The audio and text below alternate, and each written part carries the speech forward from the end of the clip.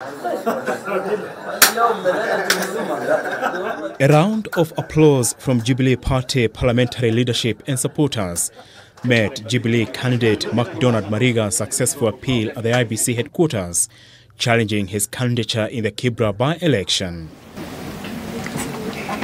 IEBC Dispute Resolution Committee, in a ruling by Commission Chair Wafula Chebukati, declared Mariga as a duly registered voter, quashing the invalidation earlier set by Kibra returning officer Beatrice Muli due to Mariga's name missing in the voters' roll.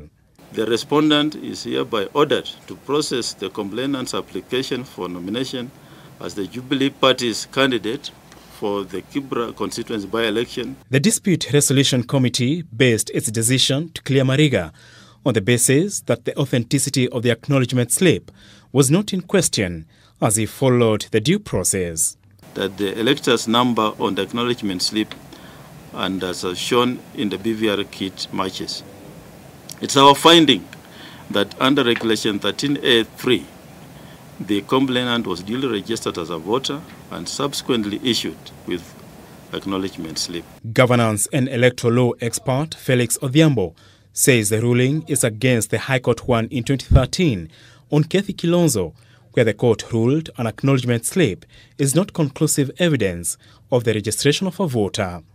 Felix says, and I quote, "The decision of a superior court is binding on the magistrates' court and tribunals under them," end of quote. The decision is also likely to pose a dilemma to IEBC, as it means voters whose names are missing in the voters' register during an election are likely to use acknowledgement slips to be allowed to vote, given the precedent set by IEBC ruling. Felix says, and I quote, "Sanctity and finality of the voters' register is absolute, terming it as a duty of IEBC to guard the voters' register." IEBC further argues Section 5(1)(b) of the Elections Act of 2011 is limited to registration of voters once a vacancy is declared, but experts disagree, arguing Section 5(1)(b) and 5(1)(2) are clear. Whenever a vacancy is declared, there are certain things that cannot happen: registration of voters in that constituency experiencing a by-election. Secondly, transfer of voters from other constituencies. Assuming a voter from Starehe constituency wants to transfer to Kibra for the purposes of this by-election, the law disallows that. The reasoning, therefore, is that the same law that disallows voters to transfer from neighboring constituencies should be widely interpreted to mean, by implication, you cannot allow a candidate registered in Starehe to contest in Kibra. The people who are now attempting to come up with the issue of age, again, let us inform you. The two ages at stake is age 18 and age 21. Mariga is over 18 and therefore he's free to vote.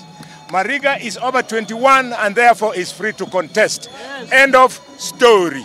As a section of the Jubilee Party continues to celebrate Mariga's candidature in this by-election, it's the precedent set by IEBC that worries legal experts on the implication it has on future elections and the main presidential contest in 2022.